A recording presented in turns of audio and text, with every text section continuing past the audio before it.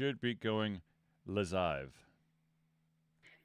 I do think the best. Do you ever watch what is it? Honest Trailers. Yes. I think the best description was, and this is so popular because the girl was written as a blank slate with absolutely zero personality, who any girl can leech onto. Yep. And afterwards, I was like, that's exactly right. She literally has no personality in the movies. Yep. Well, she basically has no personality in any of her movies. Yeah. I mean, she has no agency. She's basically a leech onto the latest guy of which shows interest in her. Yep. Is literally what it is. Yep. Oh, shit. What? I have to send a text message real quick. Do you have to remind your wife that you're doing the podcast in case she forgets for the 400th show? Happy birthday, Oh, you old man. who's old today? Jesse. Oh, no shit. I think my brother's is tomorrow.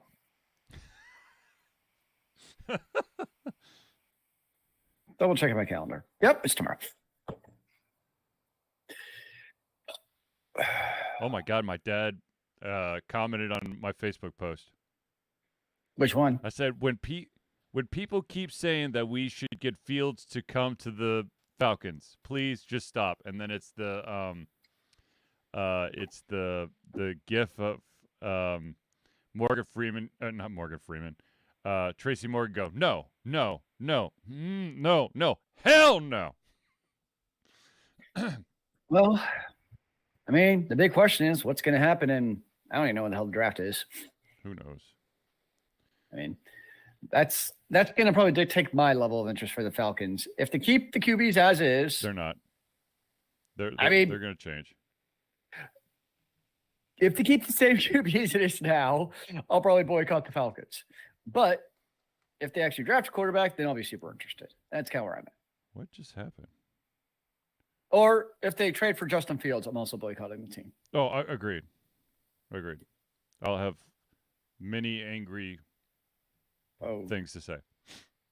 I think there'll be many angry Falcons fans. All right. We ready? Yep, we're ready. Hold on one second. Let me make sure that my volume is good. Zealeus. Yo, Speak. what's up? Speaking. I do the talk into the microphone because I see a red dot, which means it's on. There you Yo, go. yo. Yep. Okay. All right. And now I've got to mute Zealeus. And we're back.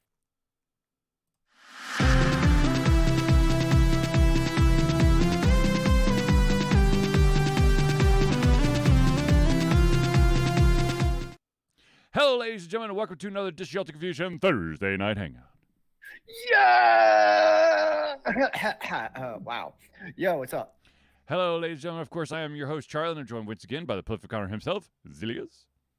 Greetings and salutations on this quite beautiful Thursday night of February 8th of 2024 in the year of the Lord. Yes. Ladies and gentlemen, this is, of course, the Thursday Hangouts, a live show where we try our best to cover the topics most important to you during the show. If at any point during the show you would like to add your voice, a question, a comment, an opinion, please do so by dropping it in the chat, be it YouTube, Facebook, or Twitch. I tried to figure out the Twitter thing, but apparently it changes. Whoa. It's X, bro. It's X. Give it times. Twitter or Instagram. Apparently, like, it's a unique key every single time you start, and I'm like, that's ridiculous.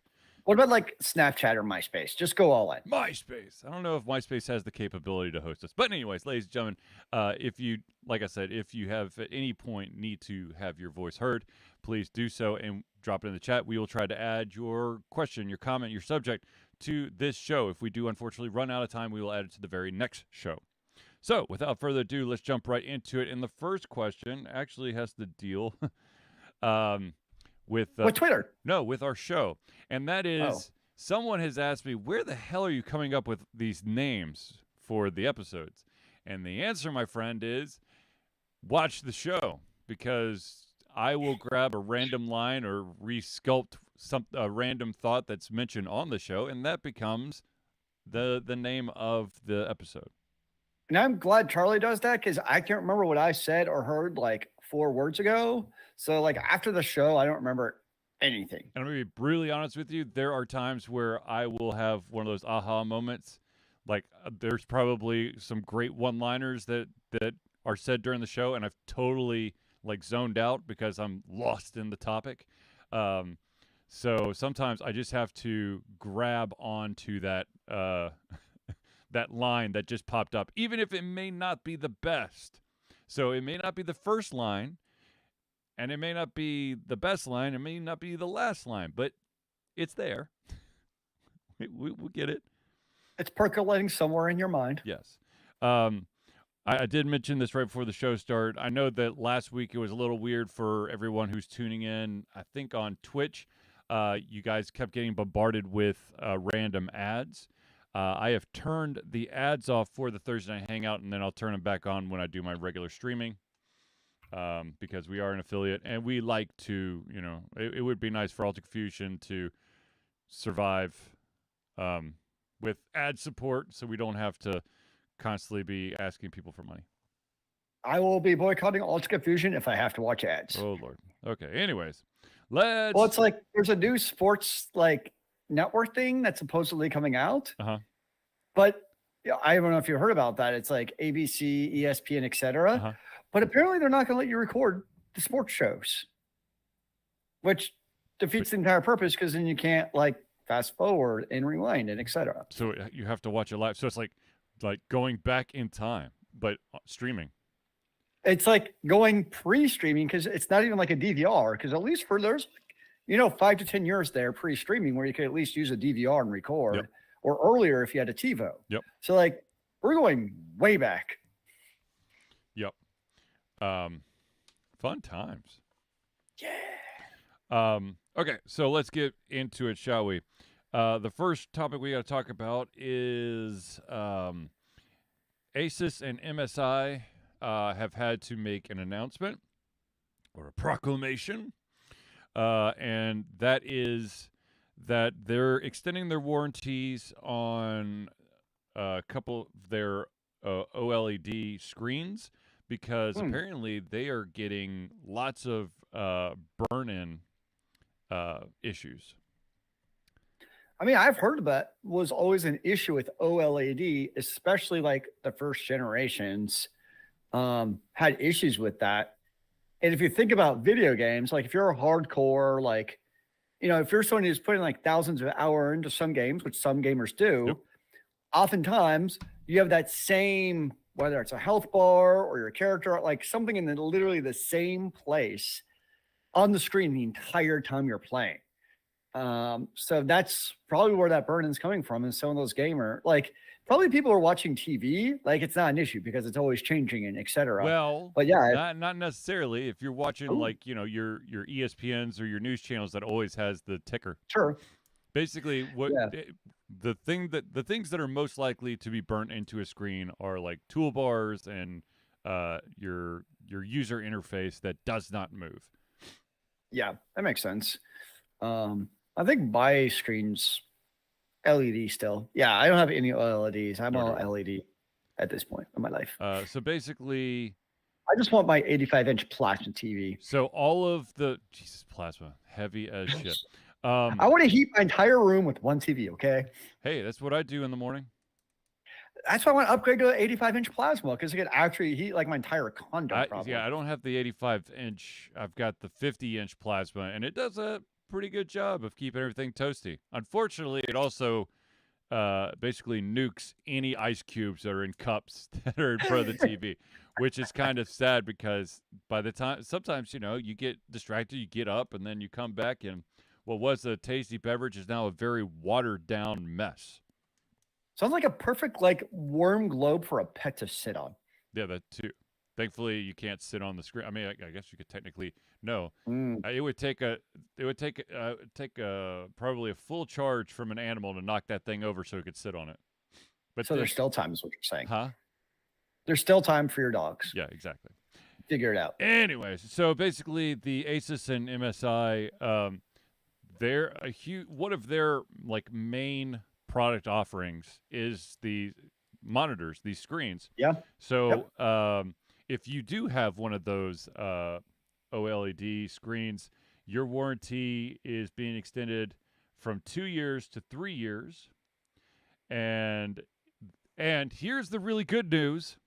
The warranty apply to all of their OLED monitors, including the latest models, ensuring customer confidence in purchasing from their brands.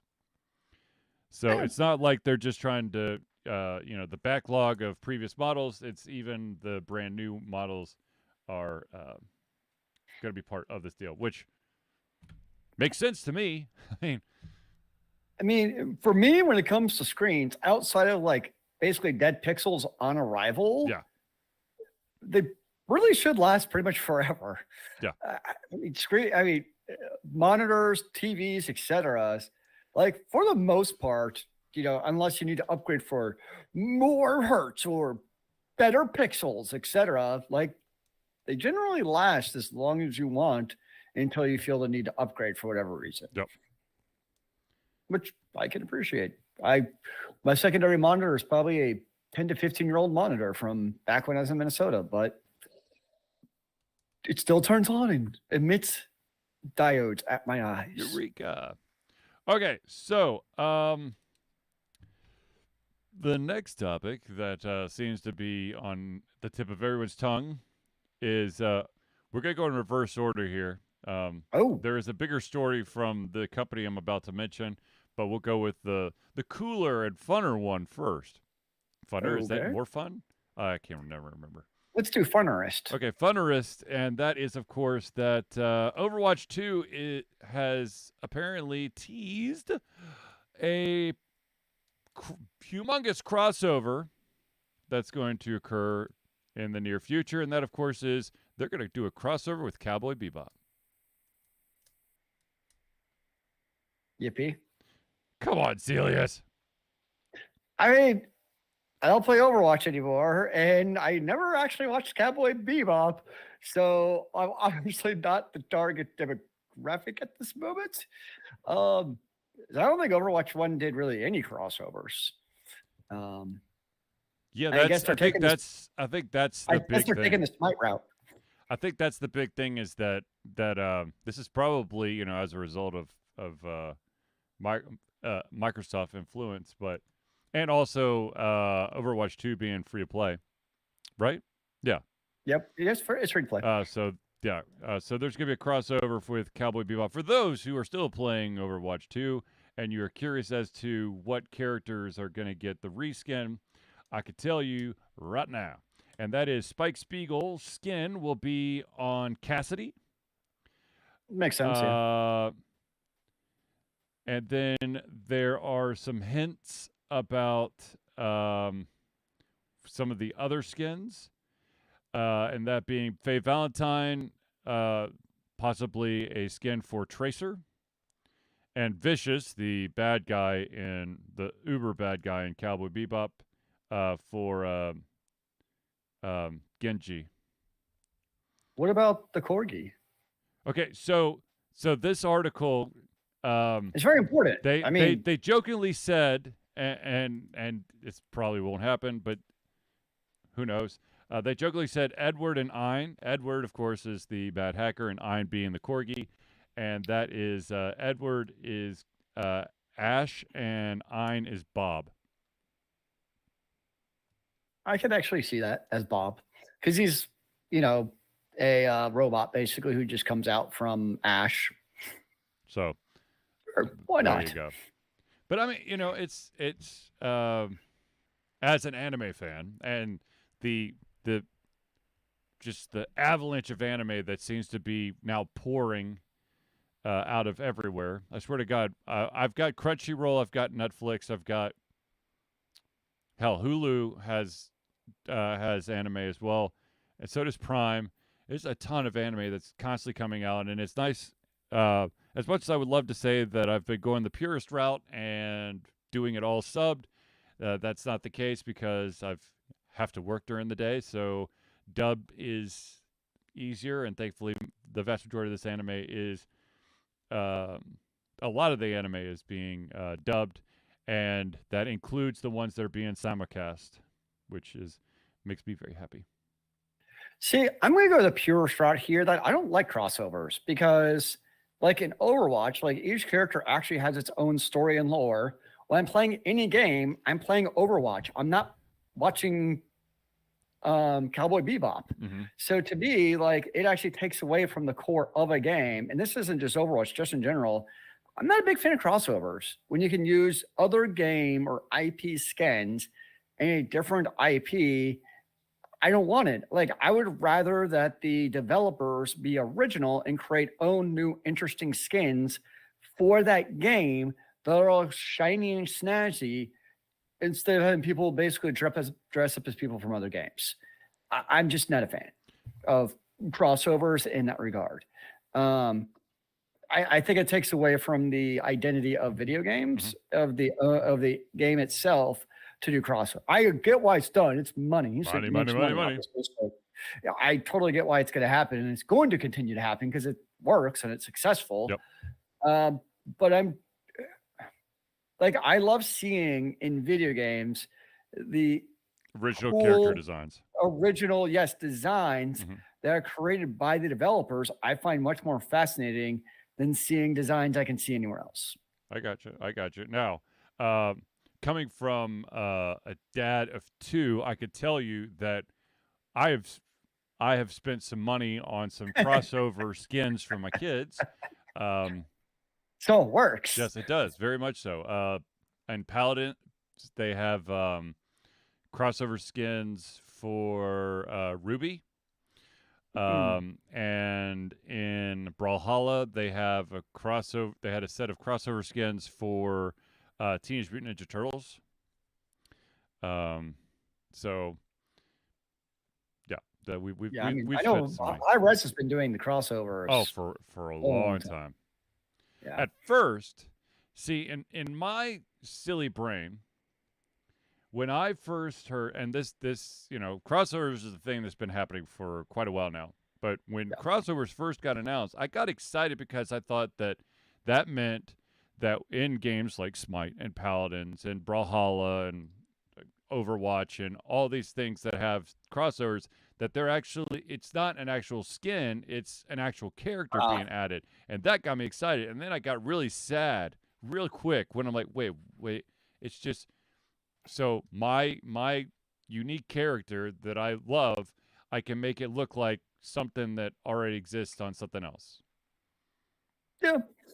So, I mean, but again, it's a cosmetic skin. Yep. And it adds no actual functional, ponage to your enemy, then whatever. I mean, the only benefit would be, and this is something that I'd be very interested.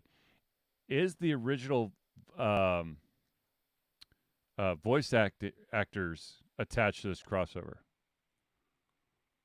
Because as anyone who's played, like Smite or Paladins, or I don't think Brawlhalla though, but Smite and Paladins, they utter phrases while they attack. So I'd be interested to see if there's, I mean, that'd be expensive. Overwatch definitely has tons of. I mean, that's a big deal in Overwatch, our voice lines. The Cowboy Bebop voice actors would be that would be an expensive pull. I mean, I can't imagine how expensive purchasing a voice line would be if that were the case. Yeah, that would not be cheap. No. Or would they just try to? Just have AI do it. It's fine. That's what I was gonna say. But then that's okay. So you're crossing over from a different form of media, and I think that would fall under this Screen Actors Guild, which has. I would have to consult my lawyer. Yes, I know. Quick, someone call the voice actor lawyers. Let's see what this is all about. They'd be like, good question. We'll have to get back to you, sir. He's like, oh, okay. I've got to actually call some of my clients real quick. I'll be back later. But you never know. It's cool that Blizzard's doing that. But speaking of Blizzard, let's talk about their new overlord, and that of course being Microsoft, and the shitstorm that they find themselves in right now. Another video game shitstorm. Is it Tuesday or Thursday or a day that ends in day? Yep, exactly. And it looks like we talked about the story. We've actually talked about this in consecutive weeks now, and that is the fact that there has been layoffs that have occurred at Activision Blizzard. Wait. They assured the FTC during acquisition times that this would not reduce the headcount and there'd be no layoffs. That was not going to be a thing. Exactly. And that, my friends, is why the FTC is now filed an appeal to reverse the merger. Which I'm like, I don't know. Okay. Well, let's be honest. That's not going to happen. No. But basically, for those who may not know, is that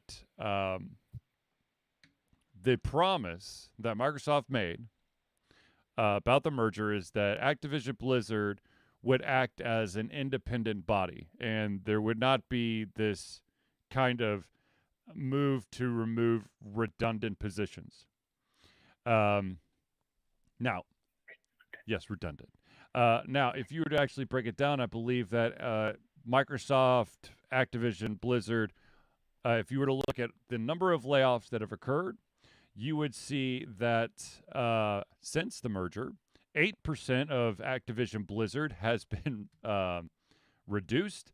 And of all the layoffs, I believe it's 88% of the layoffs for Microsoft have been strictly Activision and Blizzard. One of the departments that was heavily hit, of course, was the esports department. Yeah. And of course, there was that entire department that was working on that new survival game. And no, sorry, guys. I said the argument would probably be for Microsoft is that in those two cases is that they're not redundant. We're not just not doing it. Mm-hmm. I mean, think about it. I mean, for better or for worse, Overwatch League was already on its, it was already getting the last plug pulled as it's on life support. And it's not like the survival game was moved to some Microsoft studio. It was just canceled. So the argument would probably be, which may not be totally inaccurate, to be fair, is we're not redundant. We're just not doing it. Are two very different things. Now, here's one of the arguments that someone in Microsoft said, and this is just pure effing gold, and that is that Microsoft was already planning to do layoffs before the merger happened, so they didn't do anything illegal. Okay, planning and saying you're going to do it or not do it in court, two completely different things. That's very useful to, I like to plan after the fact when it happens and be like, oh, I meant it to do it that way. Actually, we got memos right here that are dated before the merger that this was going to happen. So it shouldn't have been that big of a surprise. Did we omit the fact that we were going to do it? Yes, but we were thinking about it beforehand and in our brains. Yeah. I solemnly swear that I'm telling the truth about we had planned to do these layoffs. Yeah. I dream about it every night. Of course. Yeah, I mean, I'm never a fan of the mergers and acquisitions because it typically never leads to any good. I mean, I know that was part of the hope was like, oh my gosh, Blizzard Activision will have a better steward than, Activision with Xbox. I mean, with Microsoft, but it's still probably gonna be the same old shit. Right. I mean, like, yeah. I mean, Microsoft has a decent record for video game publisher, but when you also own as many, developers as they do, they're going to get some good ones once in a while. Right. Like, just you're going to fall into hits. So I'm not surprised. I mean, I would not be surprised at all if Blizzard can. I'd be more surprised if Blizzard actually turns around and becomes the Blizzard of old. I would be shocked if that happened. Yes. Ditto. because they're already so far into the Activision model. games as a service is really what it comes down to. They're all doing games as a service. So, which from a, I would say old school gamer perspective, typically we're not a big fan of. Nope. Times are changing. I get that. We're not the target audience anymore, but that's just, it's not going to change because it makes the millions and billions. So just there was an update from today from Microsoft spokesperson who stated, in continuing its opposition to the deal, the FTC ignores the reality that the deal itself has substantially changed. Since the FTC lost in court last July, Microsoft was required by the United Kingdom Competition Authority to restructure the acquisition globally and therefore did not acquire the cloud streaming rights to Activision Blizzard games in the United States. Additionally, Sony and Microsoft signed a binding agreement to keep Call of Duty on PlayStation and on even better terms than Sony had before. So basically, the Microsoft spokesman is going, look, you're trying to change. You're trying to go after something that's not how things are now. So, well, have you seen that's the other drama with Xbox apparently right now is like, I guess there's like rumors and acknowledgments that what were Xbox exclusive games are supposedly become to other consoles, like potentially Halo and Gears of Wars, and those games that like were the iconic, Xbox games. right. And I guess Xbox fanboys are upset about that because it loses some of the allure of being an Xbox fanboy, I guess. Which to me is just, I mean, if anything with Microsoft purchasing Activision Blizzard, they're having more titles under their belt that are across every single platform in the face of the planet. Yep. And, from Microsoft, and they've talked about that they want to bring their games to other platforms. Because the reality is they've lost this generation's console wars big time to both Nintendo and Sony PlayStation. So from a financial perspective, does it make more sense to just kind of cut your loss? I'm not saying don't make the Xbox anymore, but because you're past the point of your video games being able to sell the Xbox. That's just not happening for Microsoft this round. Right. So does it make more sense to just release them on all the platforms and make more money that way? Yep. I think that's where they're probably at. And they've also mentioned specifically they want to bring Microsoft Game Pass to other platforms. Right. Which if you're going to do that, then it kind of also starts to exclude platform exclusivity a little bit. I'd be very fascinated to see how Nintendo or Sony would allow the Microsoft Game Pass onto their platforms. I'm assuming they would take a mighty hefty chunk out of that proceeds. Yeah. Because they don't have to. So yeah, they'd take a small king's ransom. Especially because at least Sony has their own Game Pass.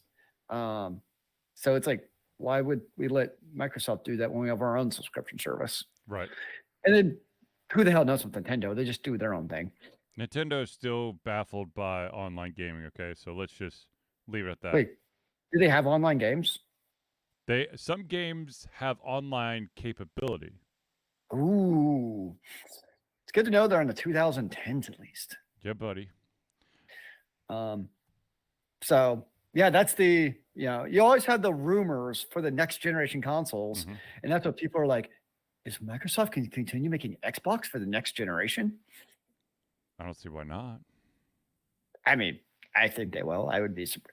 I will say that they did kind of lose their bet on the Xbox because remember, that was the big thing when the Xbox 360 to Xbox One era. I remember us talking about their big bet was making the Xbox the media-centric console in your entire house. Right. Because they started to do the whole thing with like routing your TV through the Xbox and all that. Because you did that for a while, didn't you? Yeah. Yeah, and that was their big bet.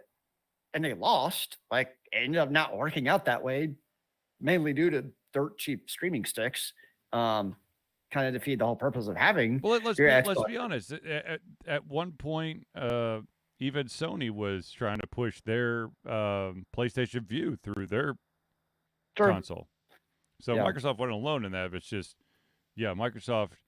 That was, I mean, they were, I think they were more in on it than Sony, though. Oh, yeah, absolutely. Oh, yeah. I mean, that was their big bet. Well, it's because they were banking on you falling in love with having the Microsoft like overlays and stuff to help enhance your viewing experience. Sure. So yeah, I'll be curious to see. It'll be interesting to see where all that goes, because we all know they all want to lock us into subscriptions for life and never actually purchasing a game ever again. Yes. Yes, indeed. All right, ladies and gentlemen, we are going to pause for just a second to thank the individuals who help Ultra Confusion be the greatest and best that we could be. And those, of course, are the friends of the show. And so without further ado, let us begin. First shout out we got to give is to the Indie Cluster. The Indie Cluster is an organization of independent game developers that want to gain exposure by being involved in the community. They collectively journey to popular conferences as a traveling booth to help gain attention for their games. They make partnerships in local communities to bring games to the mainstream mindset. They highlight local, unusual, and rare concepts to challenge the paradigm of the common. They also host events to teach kids and minority groups about game development to hopefully one day enter the industry themselves. For more information, go to indiecluster.com. The next shout out we got to give is to the AV master himself. That, of course, is Noodle Boy Media. Founded in 2015 by Andrew Tran, Noodle Boy Media, previously White Kid 47 Media, is your choice for professional photo shoots and panel recordings at conventions. They pride themselves in providing a high level of professionalism, top-notch experiences, and quality services. If you want more information and to view their full list of services, check out facebook.com/noodleboymedia. Now, the next one is especially important if you're in the greater Atlanta area, and that, of course, is Hero Chiropractic. Hero Chiropractic's unique healthcare practice set up by Ryan Moore, the company's focus to elevate a patient's experience of freedom, creative expression, and joy. They believe that everyone can be a hero and has incredible heroic potential inside themselves waiting to be unleashed. Hero Chiropractic focuses on mobile chiropractic care in the greater Atlanta area. They're committed to healing clients by creating a plan of action uniquely suited for each person. They make that plan of action as convenient and affordable as possible, and most importantly, suited to your individual needs. For more information, go to herochiropractic.com. The next one is the Music Maestro, and that, of course, is Crosspad Creative. Need a new logo or want to work on a full branding and content strategy? Or maybe you need music or audio for your content, just like Ultra Confusion? Crosspad Creative offers a whole host of solutions for individuals and small businesses. Just email Josh at crosspadcreative@gmail.com and see what he could do for you. And I know that Zealeus, I think Zealeus knows this, but just in case, he is a redcoat. Oh, good. I approve. Which, for those who don't know what that means, it means that he was in the marching band for University of Georgia. That's why Brutus is such good content. Yeah, there you go. And the final shout out we got to give is to the original patron himself. That, of course, is Agile Axiom. By day, Axe leads both the development team and system administration team working on satellites at NASA's Goddard campus. But while not in meetings and many times during, he is the Agile evangelist, Agile Axe, championing the philosophy of Agile and trying to make the world a better place for software developers, testers, system admins, and software projects the world over. Decades of experience in software development and leading Agile teams are brought to bear against evil processes, inefficient work, and bad habits. For more information, go to agileaxiom.com. Yes. Now, ladies and gentlemen, I know that, of course, at this very moment in time, you're like, oh my God, how do I become a friend of the show? Well, it's quite simple. I will tell you right now. And that is, helps if I turn the focus on. There we go. Ultra Confusion survives on love and support of fans like you, and so we have a Patreon page. Patreon lets you, the fans, lovers, haters, demigods, interdimensional beings, gods, demons, aliens, mummies, werewolves, like any type of werebeast, truly, supporters, and more to become active participants in the work we love through a monthly membership. This gives you access to exclusive content, community, and insight into our creative process. In exchange, we gain a bit more freedom to do our best work and the stability we need to build an even stronger creative career. Currently, we have two tiers. We have the $1 tier, that's $1 a month or $12 a year. And what that'll get you is early access to our playthroughs, which, by the way, the new early access playthrough, The Invincible, is now up for you patrons. And, of course, the ability to participate in patron-only posts and polls.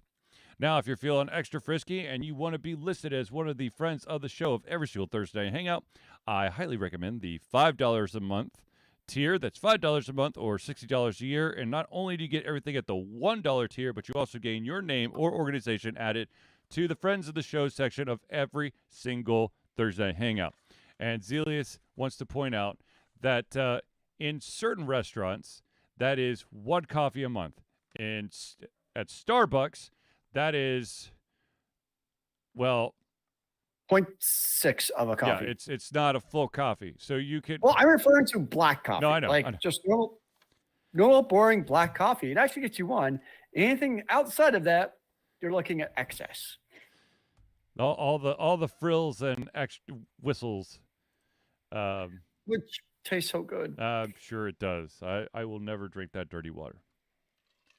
You don't know. You're just a bad man. Oh, please. All right. So, some interesting news from the video game industry that could be really good or really bad. I'm going to be optimistic and say really good. And that is From Software, the From Software's parent company. Of course, From Software is the studio that's synonymous with all of the Souls games, Dark Souls, Demon Souls. They also had this, in my opinion, a fantastic mech game called Chrome Hounds, which was way back in the day now. And I played. They also had, I never played it, Armor Core Rubicon, which is supposedly really good. Yeah, Armor Core 6, Fires of Rubicon. Actually, all the Armor Core are supposed to be awesome. But this one is supposed to be even better. And, of course, the other big name title, if you're not a mech person, but you are an RPG guy and you know, hate yourself some days because this game is hard as balls, they're also the people behind Elden Ring. So this company, the parent company, has acquired one of the co-developers of Octopath Traveler, which was a great game, but the storyline was bullshit. And I'm just going to leave it at that. I don't want to get into it. I felt like there were so many good things, and then it just fell flat for me. So anyways, here's a fun tongue twister for everyone out there, and that is the fact that the From Software's parent company is called Kitakawa Corporation. Okay. And the studio, the co-developer of Octopath Traveler, the name of that studio is Acquire, okay? So when you read all the news things, it goes, Kitakawa Corporation has acquired Acquire as a subsidiary to foster collaboration between the studios and strengthen its gaming strategy. So it acquired Acquire, which I'm sure most spell checks is like, what is wrong with you? And that greatly amused you. It did, very much so. And to be honest with you, like Octopath Traveler was a very solidly made game, and to add that type of developer to your stable, we're talking about, you know, a chance of you know, a bigger company getting some super talent. You got it, or they got it. So it's kind of funny. I'm looking at their website, and like they have their products. They have a tab for mobile apps. Mm-hmm. Their last mobile game, 2008. Yeah. I just find that kind of funny. Yeah, it's because you think about like the games they've been coming out with recently aren't really like the Octopath, you know, type of games. Yeah. They're all very action-oriented type of games. Yep. So I'll be curious to see if on a game, getting an Octopath type of developer, if they're going to try like, a hardcore JRPG style of game, which I would stay far, far away from because I'm terrible at JRPGs anyways. And I were to go like super hardcore, we have to get just the, right mixture of parties. And you can't just attack and heal. No, you probably have to have like the thief who steals the exact right shit from the right monster at the right turn of their attacks to get the flying mantis potion they can then make to then down the other guy. But that's what happens in those hard JRPGs. Like you have to do that shit just right. That's not for me. To truly experience the game, you have to know things that you're not supposed to know, but you need to know them. Well, not like I do. I didn't play them, but I watch people play them. I know, like they would take your thief character and just like randomly steal shit from all the enemies, and it's like, aha! This is that one piece of ingredient I've been looking for the last like 20 hours of gameplay. I can now make it to beat the Omega Core enemy. Well, it's just like the Final Fantasy VII to like unlock, to get certain summons and stuff. You had to do like insane things. Yeah. You have one chance to run through this submarine, and there is this one hallway you could slightly see to the left. If you run over there, you could go down the hallway and into a door, and then you get this piece of materia, which is like the magical substance. But if you miss that easily missable hallway, and you run down it and you defeat the boss, that submarine blows up and you lost your chance to get that material, which you need to truly beat the game. But here's the difference. A Final Fantasy game, now just to beat like the Omega extra random boss, you can still beat the game. A From Software game, you would actually probably not be able to beat the game. Like they would actually hardcore block you. Like, haha, sucker. Well, okay, so there are not all of Square Enix's RPGs have an easy ending. You need to find those optional things in order to actually survive some of these attacks. Fair enough.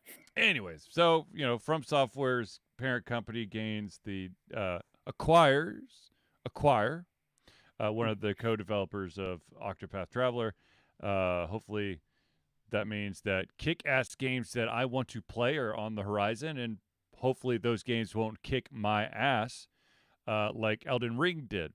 And just for the record, and I will fully admit it, yet again, I put 38 hours into Elden Ring, and I could never beat the first boss. There's a reason we'll probably put 0 hours into Elden Ring. Probably the best. I'm the same way. I played Bloodborne, and I could beat the first. I guess he's not a real boss because he's not actually a checkpoint. I was like, aha, after so many hours, I beat the first boss. But then you get to the next part, and you die to like these. I remember it was like these damn hounds. And then you go back, and I have to play this, not really a boss, but to me, he was a boss. And I have to go through it all again just to get the damn hounds. And I'm like, no. I understand some people love those games, and it's all about get good, bro. And I realized that. I totally understand that. I don't have the patience or time to get good. Well, I will amend that. I'm okay with getting good in a game. Okay, so going down the road of difficulty. All right. A game, for instance, like Mass Effect, I'm happy to crank up, or kind of like those type of like RPGs from BioWare. I'm happy to crank up the difficulty because if I die, I just redo that battle. Yeah. Like, it's like not the end of the world, right? I'm like, okay, I learned like, oh, there's this random enemy over here I have to take down first, redo on super hardcore mode. I can do this. Yep. But in a game like Bloodborne, I'm assuming most of FromSoft games are like this. Like, you have to do like the last half-hour run again to get to the save point that you haven't got to yet. That I don't have the patience for. So in Elden Ring, what would happen is I would lose the first boss, and then I'd have to spend 30 minutes collecting ingredients in order to, like, power myself up enough so that I might stand a chance. I don't have the patience for that in video games anymore. Like, nor do I. I get it. Like, but that's the great thing though, is there's obviously an audience for a game like that. People enjoy them for various reasons. And it's great having competition with different genres of video games for people to enjoy. I'll tell you what. There's a game that came out recently called Blaze Blue Entropy Effect, and it is Okay. a side-scrolling button masher kind of rogue-ish type of game. I will play that. I don't care if I die in that because I just jump right back in. And yes, you lose all the power-ups from that run, but I don't have to do 37 steps in order for me to get ready to actually get back to the game. Yep, I hear that.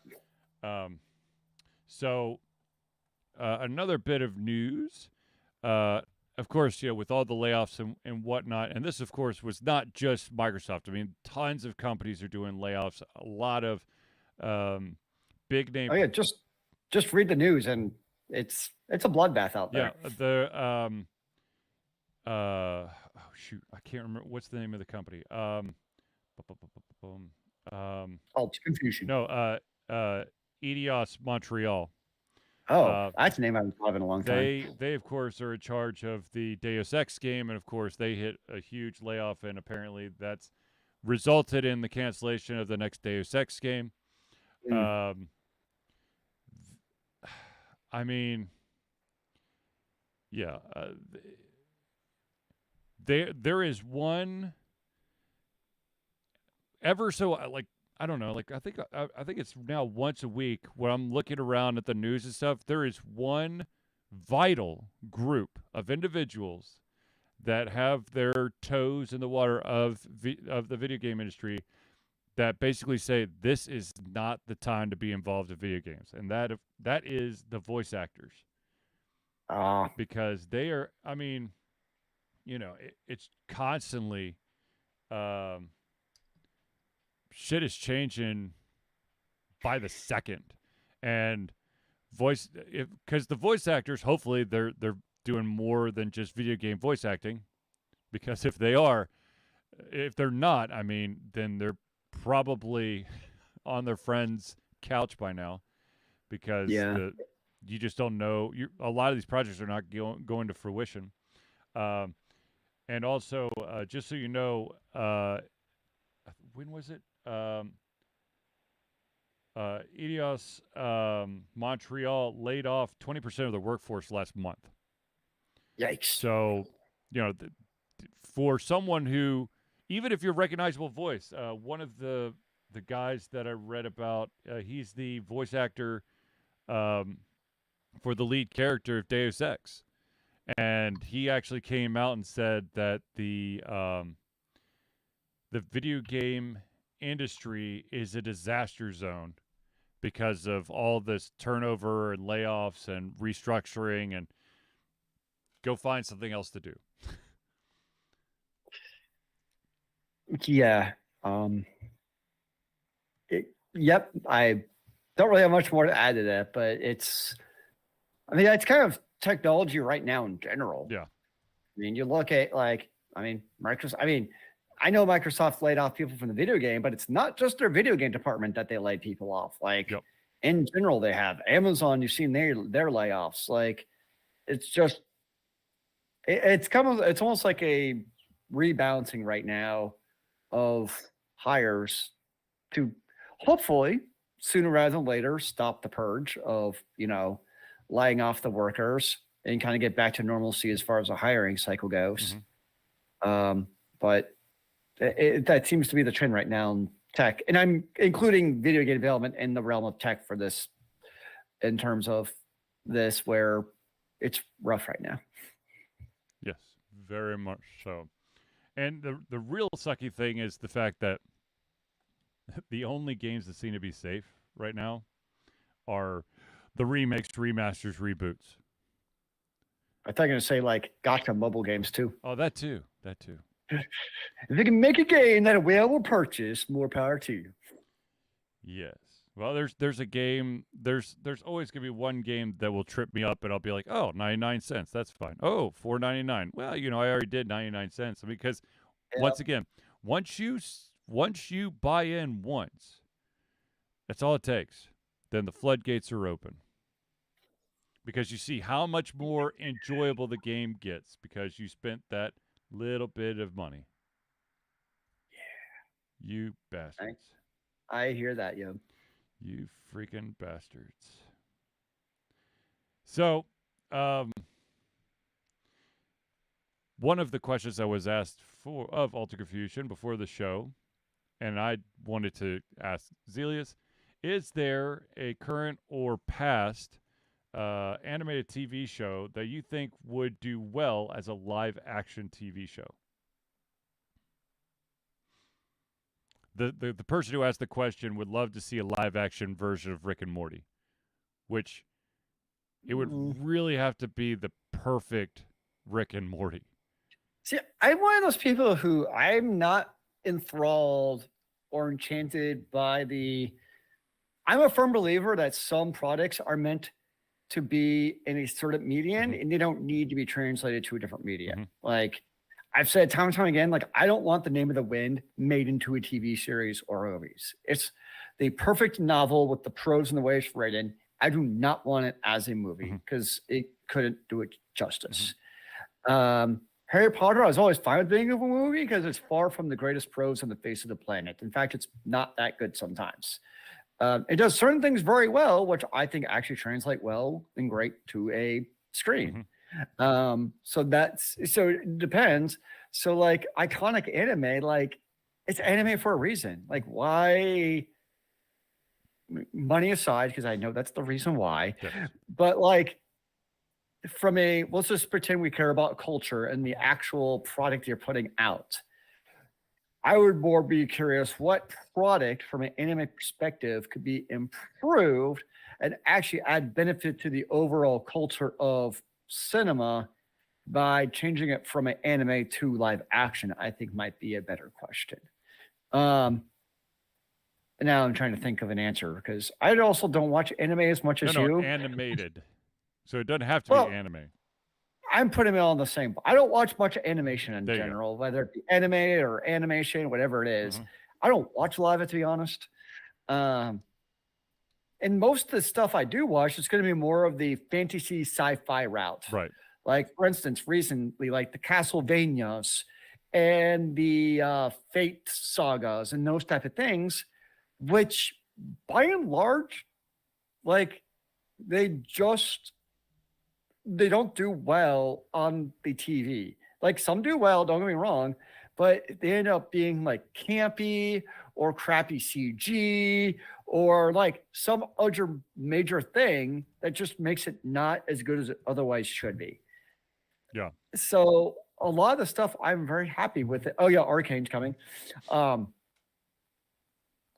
Like it's just like I couldn't like Arcane's perfect in the anime format. Right. Like, great. Like, I don't.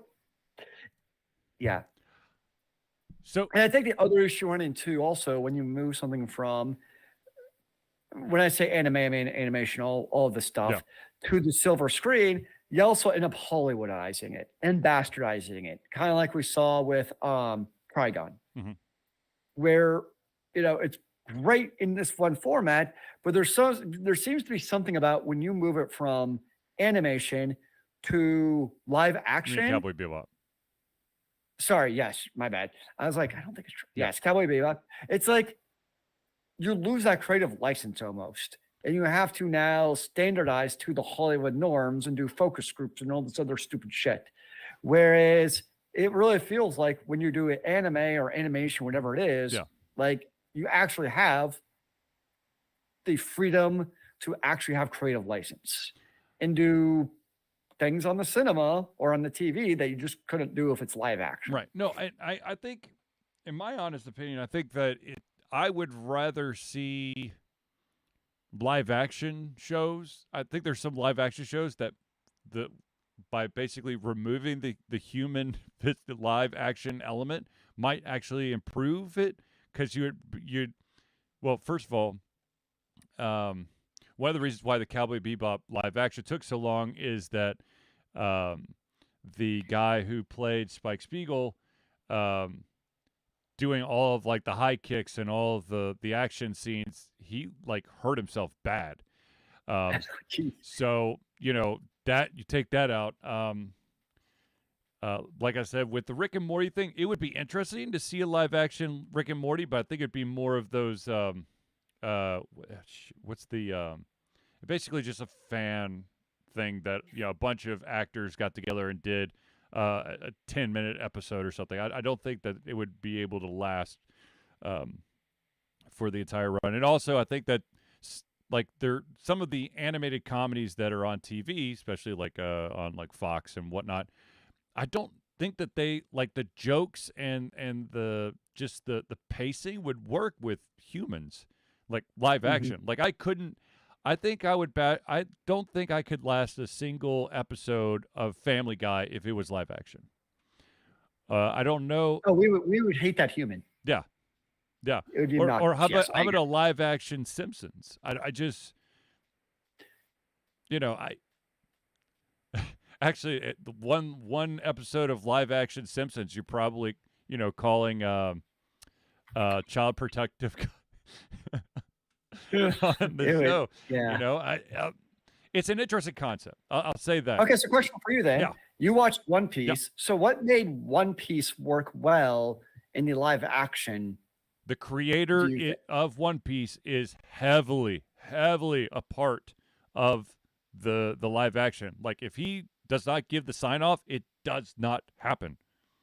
So kind of like I was saying with the creative freedom, where they had I guess the opposite, that they were creatively restricted to the actual source material of the anime, which is what you would want. Yeah.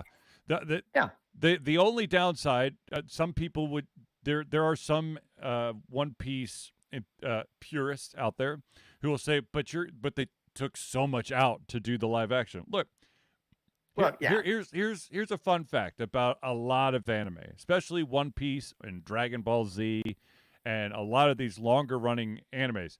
They fill it to the brim with fluff. Dragon Ball Z is the worst at it. In my honest opinion, it's the worst. It's like, in this episode, Goku does a right kick, and Bulma goes shopping with Krillin for the rest of the episode. Oh, look, they're having a sale on, I don't know, Bulbasaur skin boots. And it's like, and back to the action. Like, you could slim down lots of these animes that have a lot of fluff into, in my opinion, a much more action-packed and enjoy. I understand that sometimes you do need a break from the fight and the dialogue, the witty back and forth that occurs between some enemies and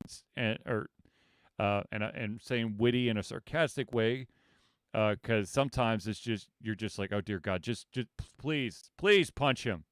Why are we still letting him talk? So one anime that I actually think would work, I'm probably going to butcher how to actually say this correctly, is Code Geass or Code Geass. Yeah. I think that would actually work because that's more of like your kind of almost normal kind of spy type of show where it's like he has two lives type of deal. Yeah. So something like that I could see actually working. But again, it's not high in the fantasy realm. Right. Like we have like weird, crazy superpowers. I mean, you got some, mech things going on, but right. That's not a new show. I mean, so that I think would work. Now here's one that I don't think would work because it would be. Oh wait, that's not. What is this show called?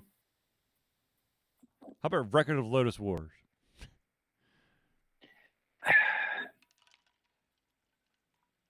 I was thinking about that one. I think some parts could be done, but not the whole thing. I mean, it's classic high fantasy. It's kind of like Lord of the Rings in a way. How about Berserk?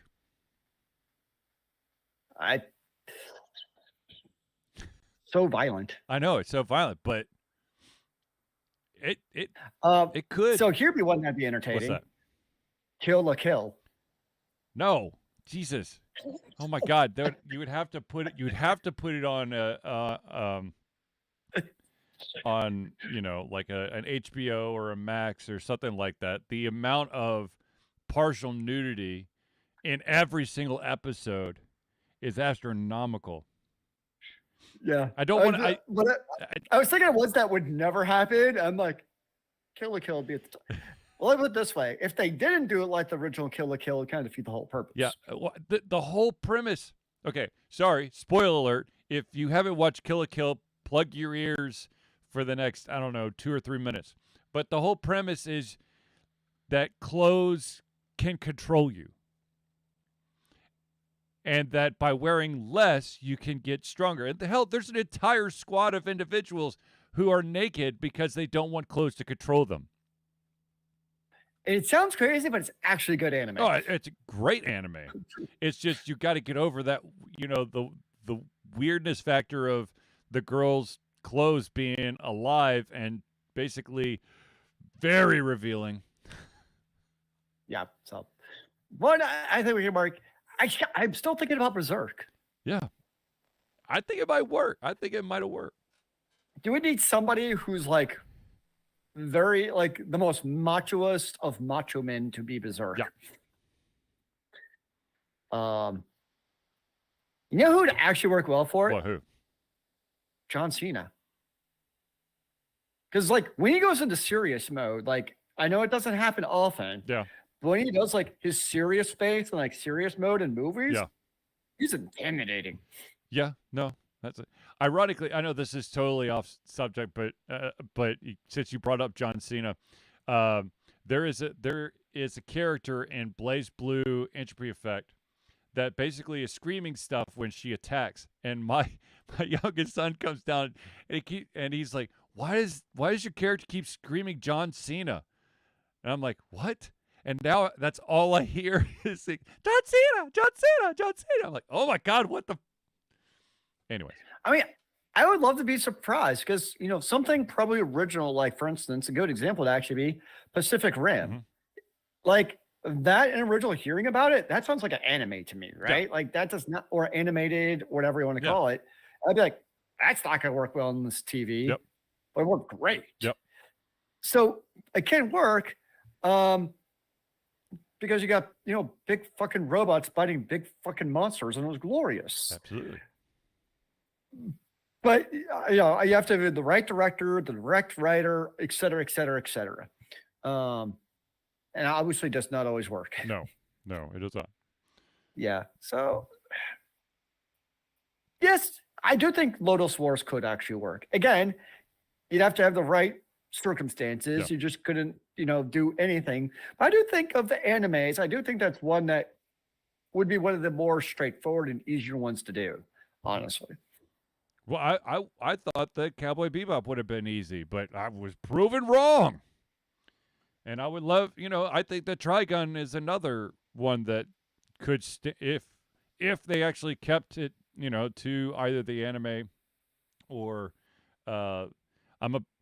I'm hoping that I actually get the manga collection soon because it was supposed to come. I was supposed to get it as my own personal Christmas present, but it got pushed out to April of this year, so I'm still waiting for it. Yeah, you're going to be waiting a while still. I know, and I'm very saddened by that. But anyways, yeah, there's just so much anime right now that my brain is on overload. But going the anime route or animated, seeing it live action, it just, I think it truly will come down to the right people, be it the actors and the writers and the scene designer or the set designers, because you could have the best thing, but if it looks like shit, it's going to fall flat. Okay. Yep. So we have one more question. And this is way too complicated of a question for me personally, but is there a game or a genre that you haven't tried that you're dying to try?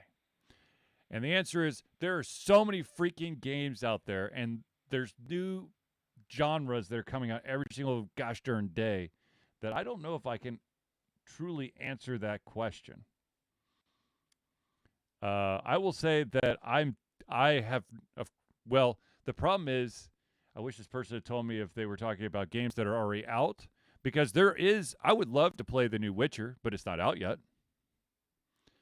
I would love to see what the Cyberpunk sequel is going to be, because I think that would probably rock my socks off, but I don't have access to that right now. I wish I had the patience Uh-huh. to play FromSoft games.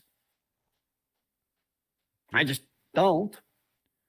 But I wish that were like of the genres I wish I could play, I guess that I don't because I suck at them.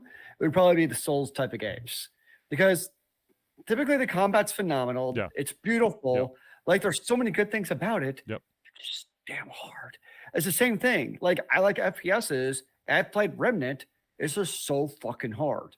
Actually, there is like a sub genre of RPGs that I wish that I had more faith. You talking about soul like games makes me think there's a lot of games out there that are like RPG. They're usually turn-based RPGs, and they have the permadeath. If the character dies in combat, it's gone forever, and that has scared me away from so many games. I think that's actually why I like action RPGs in the last year or two so much. Is for the most part, particularly for the campaign, is you're just some overpowered dude going in, and you can just go Leroy Jenkins, and not really have. You don't have to think about your builds. Like, I mean, lately I played Last Epoch, Diablo 4, Path of Exile, Grim Dawn in the last couple of years. And like none of those games for the campaign have I looked up any build whatsoever. Right. I do just fine getting to end game. Now, you get to end game, you need meta. That's totally different. I'm fine with that. Right. But I like playing games where for the campaign, you don't have to do like 8 hours of research and be able to write a dissertation about why you have to do things exactly correctly to beat the game. Or to, I just to like actually going and get to the enjoyable part of the game. Yeah. So I think that's in large part why I like ARPG so much is the first X number of hours is just, that's why I've recently really liked Warhammer 40,000 because it's just over gratuitous violence of killing evil things in space. It's just entertaining as hell to me to take a big old chainsaw flamethrower and just kill hundreds of mobs. Oh god, yes. A game that I played the last time I streamed, a Tower of Fantasy. First of all, I had a much better experience.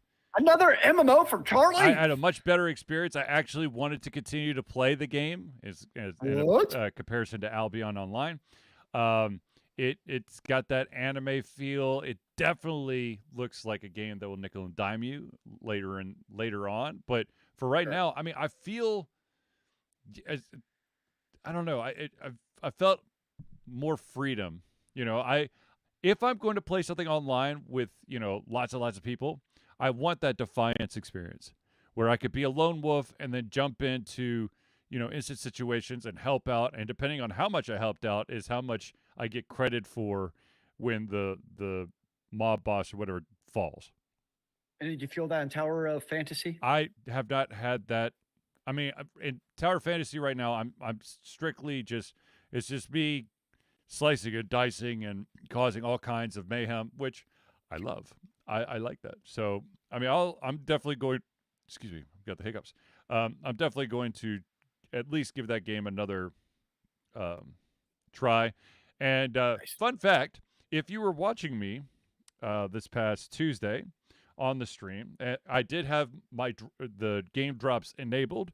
It turns out that the drops that were being given out were only for individuals who have PlayStation version of Tower of Fantasy and not the PC.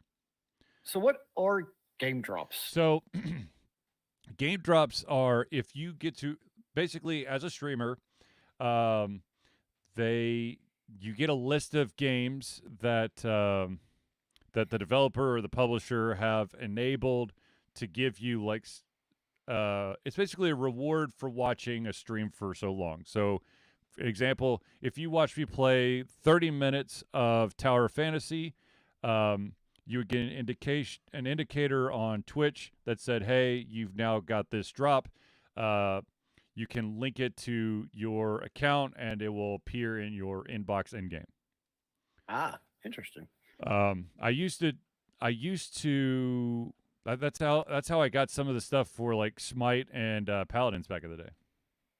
Gotcha. That makes sense. So, but I saw Lost Epochs doing that for the release later this month. Yeah, there's a lot of games that usually to kind of like drum up the viewership and participation of like a new release or a huge update or an event, they'll use Twitch to do drops.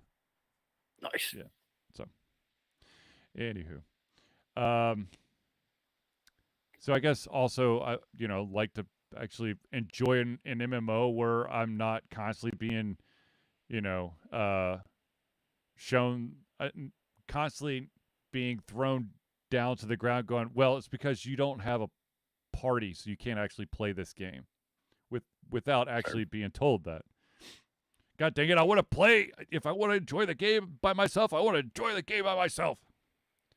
I'm not looking for in-game. I'm not. It's not even in-game content, it's literally just the third round of missions out of 1,000 or something.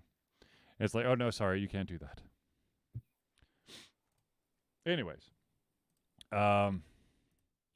bless you, Zealeus. Although no one heard it, but I saw it, so haha.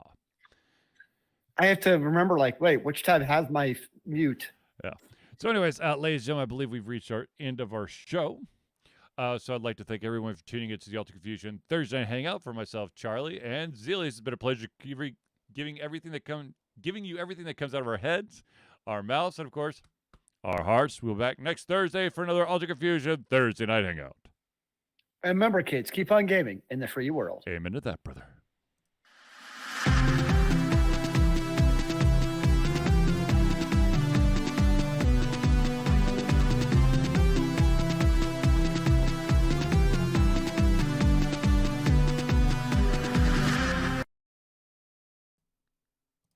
Ta-da! For those kids that are playing at home, if you're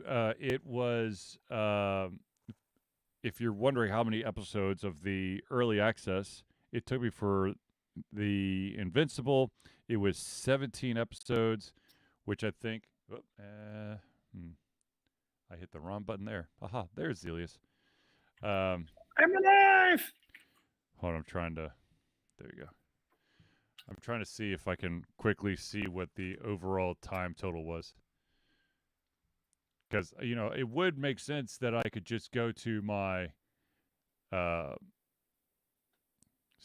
Steam page, but of course I had to restart twice because it froze like a mofo. Oh, speaking of which, there was one section of the Invincible that kept freezing, and it took like 5 different attempts to actually get the stupid thing to play nice with me. I had to restart my computer and everything. So lots of fun times. That just sounds dumb. Yeah, it was pretty dumb. It hurt my feelings a lot. Yeah, my feelings were so hurt.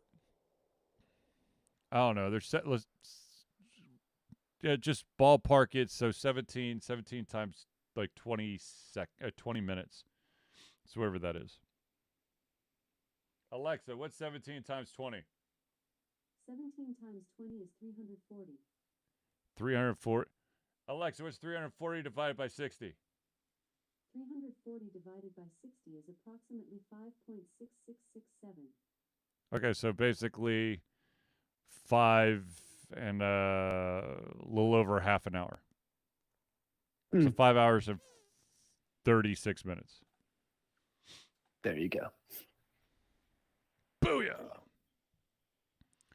But yes, for those who are patrons, enjoy the early access playthrough. And I've already got the... Yay! I keep saying I've got the next game that I'm going to do, but that could turn into an absolute lie, because every single time I say that and I list the game, it never ends up being that game. So I'm not going to say shit. Just going to leave it alone. Because, gosh darn it, you never know. You never know. What do we actually know, sir? Nothing. Damn it. Nothing. Well, if you don't know, how am I supposed to know? I don't know. I'm so confused. I don't know. So there is an anime out there called Jujutsu Kaisen, or is it Kaisen Jujutsu? No, it's Jujutsu Kaisen, and it is really weird how they do the episodes. Like the first season, I don't even know how to break the seasons down, but basically let's just say the first 18 episodes, you start with this kid who unlocks a power, and it's about him dealing with cursed spirits and whatever. And then you blink, and all of a sudden, it's a flashback to when his teacher was learning the ropes with his buddies. And then you blink, and then it's back to the regular time. And it's one of the teacher's buddies has gone bad. And then it's just this whole build up to this big event that happens, and then you don't really see the end of the event. You just see like the governing body going, "Hey, we need to end these people." And this guy who you've never seen before goes, "Okay, I'm on it." And now the entire series is built around this guy who's like, "Okay, I'm in. I'm on it." And you're like, well, what happened to the end of the fight? What the hell is going on? It's kind of like with this guy, it's basically the storyline is between when the teacher was a student and the main storyline. So it's just like he's bouncing like I'm so confused. I don't even know what's going on. I need a diagram. I need a reference key. Someone get me off this bus. There was an anime that I was really enjoying, and then they killed off a character, and one of the main characters has basically gone batshit nuts. I'm like, I don't want to watch this anymore. But thankfully, there's a lot of anime out there. And I also started watching, like I said, dude, oh my God, there's just way too much. There's an anime outside of watching One Piece with my kids. We've watched all the live action ones, so we're watching the animated one now. Nice. Or continuing to watch the animated one.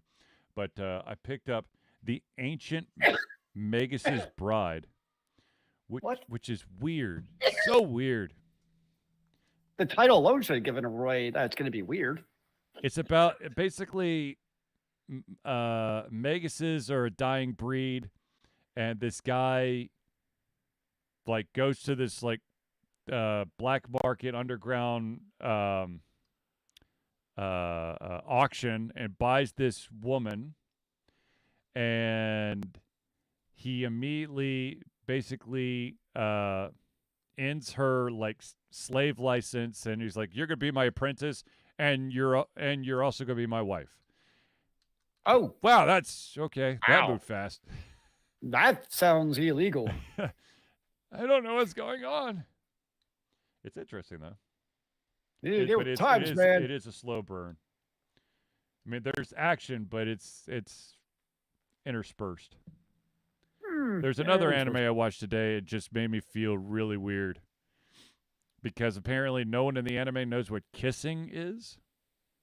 Oh, and so like, but the use of the word kissing is like so prevalent in the show. It's like our mobile station is going to be kissing. It will be kissing this outpost in 40 hours. And it was like, what does kissing mean? They're like, I don't know. I'm like, what the? I'm so confused. I am so confused. I wish I could say that I've dreamt most of these, but I haven't. It sounds like your real life of anime. Yes. So, anyways. There should be like an anime podcast. I should do it, or there should be. You should do an anime podcast because you know like a lot of shit about anime. Well, I would need other people who watch all the crazy ass stuff that I watch. Yeah, I can't help you out there. Yeah, see, there's the problem. All right. Anyways, ladies and gentlemen, we're going to end this stream. I'm going to talk to Zealeus offline, but everyone have a good rest of the week. And